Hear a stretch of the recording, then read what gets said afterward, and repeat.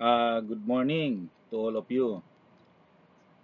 Kumusta, no? Medyo masama man ang panahon, but then tuloy-tuloy ang atin pong pag-aaral. Ngayon po ay atin pong pag-uusapan ito pong market equilibrium. Okay? So, sa mga nakaraang discussion natin ay pinag-aralan po natin ang demand and supply function. So, ngayon ay doon naman tayo sa market equilibrium. Pag-usapan po natin to. Okay?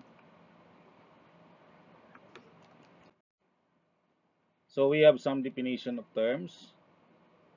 Okay, market equilibrium quantity, MEQ.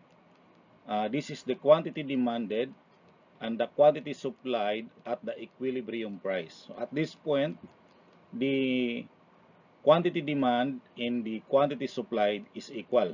No? Kaya market equilibrium quantity. We have also market equilibrium price. This is the price point at which the needs of the producers or the suppliers and the consumers demanders match. So yung price na gusto ni producer na ibenta niya yung product, ayun din po yung price na gusto ni consumer na bilhin yung product. Okay? So at that point, equal po ang kanilang desire, both the suppliers and the consumers. So we have market equilibrium. Ibig sabihin at this point, no, market equilibrium, the demand or the market demand and the market supply is equal. So equilibrium means a state of equality or balance between market demand and market supply. Okay? Prices where demand and supply are out of the balance are called points of disequilibrium. So, tama naman, di ba? So, kapag hindi siya nag-balance, so disequilibrium po yon. Okay? Alright. So, ito yung ating graph ng ating market equilibrium. Ang ating X value o X-axis natin is the quantity. Ang ating Y is the price. Okay? So, itong line going down, ang ating demand function, itong line D, ang line S natin ay ang ating supply function. Now, at the point E, wherein this is the intersection between the demand function and the supply function, ang tawag natin dito ay ang ating market equilibrium point. Okay? So, mayroon siyang katumbas na dito sa baba, okay, ay ito po yung ating market equilibrium point. Okay, itong value 30 na nakita natin, no? So any amount diyan ay in the quantity, yun po yung ating market equilibrium quantity. And dun sa price naman, yung katumbas natin sa ating y-axis, yun po yung ating market equilibrium price. Okay? Now, nakita rin natin sa graph, okay, at point A and point B, this is yung price natin is above the equilibrium price. So makita natin kapag ganun ang mangyari, kapag above doon sa equilibrium price, yung atin pong given price, nagkaroon po ng surplus or excess in supply. Kasi pag mataas yung presyo, yung supply dadami. Kaya lang ang problema, kukunti lang yung mamimili dahil mataas yung price. On the other hand, kabaliktaran naman, kapag medyo mababa sa ating equilibrium price, yun po yung ating, ito mababa siya, yung ating point C and point D nandito. So nakita po natin, nagkaroon ng shortage in supply.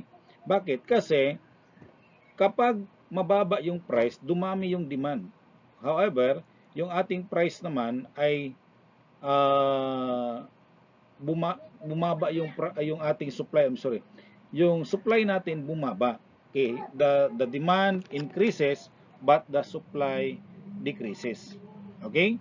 Kaya nagkaroon po siya ng shortage. Yeah. So ito po yung ating market equilibrium. So the demand function and the supply function is equal. Okay, therefore, the QD or the quantity demanded is equal to the quantity supplied. That is the MEQ. MEPR, the price of demand is equal to the price supplied, for supply. No? So, ME is market equilibrium, D of X, the demand function, KS of X is the supply function, MEQ, the market equilibrium quantity, QD is the quantity demanded, QS, quantity supplied, MEPR, the market equilibrium price, PD, price of demand, okay, and the PS is price of supply. Okay, yun po yung atin po mga code, no? Yun yung ating mga code natin na ginagamit, no? Para sa ating mga formula gagamitin. Example 1. Find the market equilibrium quantity, MEQ, and the market equilibrium price, MEPR, if the S of X is equal to 128 plus 8X, and the D of X equals 478 minus 6X. Graph the function on the same coordinates. Okay. So, given natin, dalawang ang ating supply function equals 128 plus 8x, and ang atin pong D of X equals 478 minus 6x. Okay, so sa atin pong market equilibrium, the S of X is equals to the D of X. 128 plus 8x, so yun po yung S of X natin, is equal to 478 minus 6x. Combine natin like terms, so yung 6x, negative 6x, i-transpose natin dito po sa kabilang side. Okay, kaya po naging 8x plus 6x equals 478 minus 128. Okay, and then you have 8x plus 6x is 14x, and then 478 minus 128 is 350. Kasi ito pong si 128 transpose din po natin sa other side of the equation. And divide both sides by 14. So we have x equals 350 divided by 14. So ang x natin ay 25. Okay? So ang ating MEQ now is 25 units. Okay? So we are using the supply function para kunin po natin yung MEPR. Pwede naman po ang D of X, no? Parehas lang din naman ang magiging resulta. Okay? So 128 plus 8x. Okay? Ang ating x kanina ay 25 units. So substitute natin po ang ating 25 doon sa value sa x natin. Okay?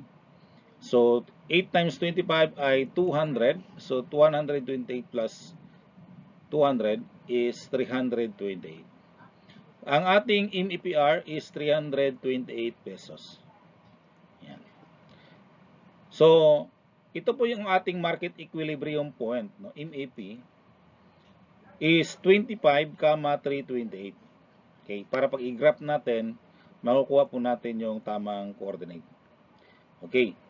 So, ito po yung ating Cartesian plane. So, ang atin pong quantity MEQ ay 25 at ang atin pong price, the MEPR ay 328. Okay? Yan. So, yung point na yon, diyan po sila nagtagpo ang ating tinatawag na market equilibrium point. Alright? So, practice, no? We have a given problems here na pwede nyo pag-practicean. Okay? Okay, now, we have the new equilibrium point. Bakit ba nagkaroon ng new equilibrium point? Tandaan natin, mayroong mga tinatawag na government interventions. Si government kasi, mayroon din siyang ginagawa para po masabi natin yung galaw po ng market ay nagkaroon ng changes. No, siyempre may pakialam po ang government kasi sila po ang nasa policy making. No? Sila rin po ang monitor doon sa galawan ng presyo, no? Sa presyo sa market. Okay. So equilibrium price may change due to changes in either the supply or the demand variables. Demand and supply variables change due to external factors that include higher prices, availability of cheaper substitute goods, changes in income, changes in raw materials prices and overhead costs, technology changes, government policies, seasonality of products, disruption of in the economy, etc. Hence, the above factors might pose the prices and reach to a new equilibrium point. So, yun po yun. No? Nagkaroon kasi may mga factors naman talaga. Okay? Pero ngayon po, ipag-uusapan po natin yung common is the government interventions na pwede pong mangyayari. No? And then, ito rin po, makita po natin na talaga magkaroon din ng bagong equilibrium point. Okay, so we have now the government intervention number 1, price control. In this case, the Department of Trade and Industry is tasked to do the price ceiling and the price floor. Ang price ceiling is to protect the consumer sa mataas na presyo, while the price floor is to protect the supplier or the producer para hindi naman masyadong mababa yung price. Using example 1, okay, ang gagamitin natin example 1 in this example, no? What happens if the government imposes price ceiling at 406 pesos? Number 2, what happens if the government imposes price floor at 238 pesos? Okay? So again, we have our supply and the demand curve, no? Supply function and the demand function ang atin pong unang graph kanina. And based on this, ang atin kita po natin yung atin pong old MAP 25 units, 328. Yun po yung ating old MAP, no? And then we have now the new price 406. Okay? Yun po yung unang tanong natin. Government imposes the price ceiling of 406 pesos. Okay? In this case, we have to compute the quantity demand in the quantity supplied and in this area. No? In this area. Okay? So, ang atin pong D of X equals 478 minus 6X. And then next ay, ang D of X natin, since ang given na price ay 406, so 406 equals 478 minus 6X. Then, transpose natin si 6X doon sa kabilang side, kaya naging positive 6X. Tapos si 406 naman dito sa kabilang side, so naging negative 406. So, X equals 72. So, bali, nakuha natin, 478 minus 406 ay 72. Then divide 6 both sides, we got 72 over 6, no? And that is 12 units. So, ang ating QD ay 12 units. Yan. So, kita po natin yung blue natin sa ating quantity now is 12. Okay? Next, the supply. So, ang given natin 406. So, 406 equals 128 plus 8x. Ilipat po natin si 128 doon sa kabilang side para makuha natin si x. So, 8x equals 406 minus 128. So, transpose natin sa kabila to kaya naging negative. Tapos, x equals 278 divided by 8 since we have to divide by 8 both sides. No? Yung 278 nakuha natin, 406 minus 128. So, ang ating QS ay 34.75 or 35 units. Okay? So, yun po yun, no? And based on that graph, no, nakita natin kanina na nagkaroon po siya ng surplus. Okay? The market price is above the equilibrium price. Quantity supplied is greater than the quantity demanded, creating surplus. Okay, yun po yung nangyari.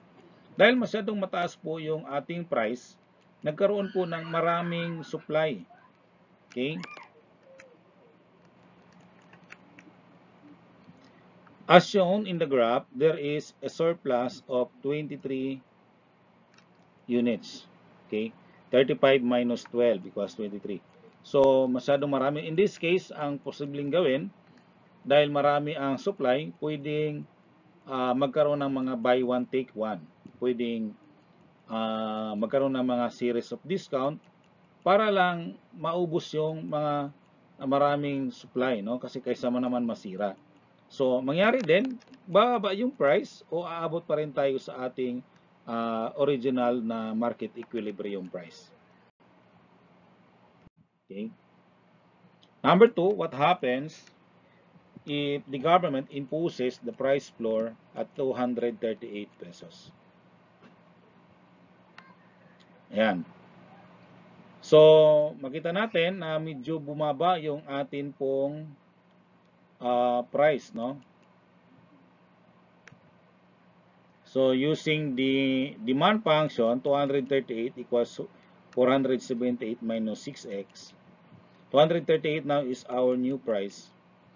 So, 6x equals 478 minus 238. So, ginawa natin, ang 6x nilipat natin sa the other side of the equation, kaya naging positive. Ang 238 nilipat din natin sa other side of the equation. Okay, kaya naging negative siya. So, x equals 240 divided by 6. Ang QD natin ay 40 units. Okay, so QD ay 40 units. Supply function equals 128 plus 8x. So, 238, yun yung ating new price. Equals 128 plus 8x. So, ilipat po natin si 128 sa kabilang side para makuha natin si x. So, 8x equals 238 minus 128. And that is 110. No? So, divide 8, both side. So, 110 divided by 8. So, we have now 13.75 yun yung ating QS or 14 units. Okay, so that is QS 14 units. Ayan. So dahil yung price natin ay mababa, no? Ang ating demand ay masyadong mataas. So in this case, nagkaroon po tayo ng shortage, no?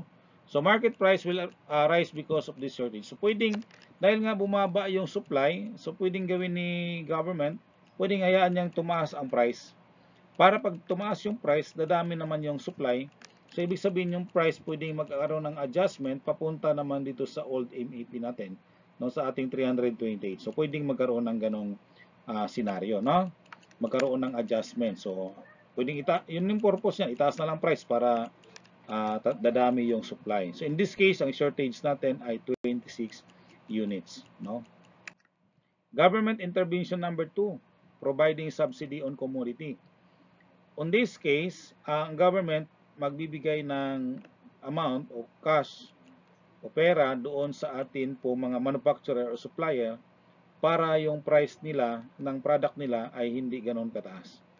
Okay? Now, based on example 1, again we are using example 1, government provides a 28 pesos subsidy per price in price per unit, sorry. So, ang gagawin nating adjustment doon tayo sa ating supply function, no? Sa supply natin kasi bakit? Ang subsidy ibibigay ni government doon sa manufacturer para lang lilesen yung price nila, no? Hindi sila magbigay ng mataas na price. Okay? Kasi may bayad si government doon eh. So, ibig sabihin magkaroon ng additional 28 pesos ang atin pong mga consumer, ang ating mga producer o mga supplier natin. So, S of X plus 28 equals 128 plus 8X. So, ang maging new supply function now ay 100 S of X equals 100 plus 8X. And we have the old D of X equals 478 minus 6X. Yun pa rin yung ating demand function. Okay, solving for X using the equilibrium equation.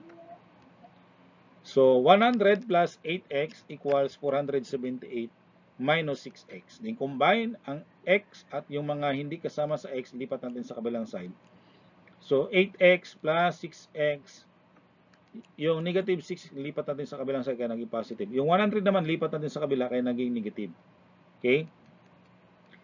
So, 478 minus 100. Okay? So, 8 plus 6x is 14x equals 378. Okay? Divide 14 both side, ang x natin ay 27. So, ang ating new MEQ ay 27 units. Okay, to find the MEPR, gamitin natin ang ating supply function. So, substitute natin si 27 doon sa ating x. So, 100 plus 8 times 27, that is 216, no? 8 times 27 ay 216, plus 100, so that is 316. So, ang ating MEPR now is 316 pesos. Okay, so ang new MEP ay 27, 316. Okay, so makita po natin, so ganito po ang nangyari, no? Yun pong ating old graph, yun yung ating old MEP, 25, 328. But on this case, ang subsidy natin mas mababa, no? Yung ating price na 316. Okay, so nagkaroon ng supply adjustment, the supply function, so bumaba po yung ating, ayan, yung supply. So ang ating new MEP na mas bababa doon sa ating old MEP. In this case, tumaas ang ating quantity demand and quantity supplied kasi nga bumaba po yung ating price. Okay? So consumers always pay the equilibrium price. In this case, they will pay 316 pesos, which is lower than 12 pesos in the original equilibrium price. So medyo mababa, no? This means that consumer received 3/7 or 42.86% of the subsidy. So 12 ang natanggap nila ni consumer, ang binigay ni government kasi na subsidy ay 28. So 12/28, no? Or 12 out of 28. Kaya 3/7 or 42.86%. Okay? On the other hand, producer will receive new equilibrium price plus the subsidy. So in this case, the producer received 316 plus 28, which is 344. So this is an increase of 16 pesos from the original equilibrium. So 328 lang yung original equilibrium natin. Kaya lang ang tatanggapin ngayon ni producer ay 344. So additional 16, no?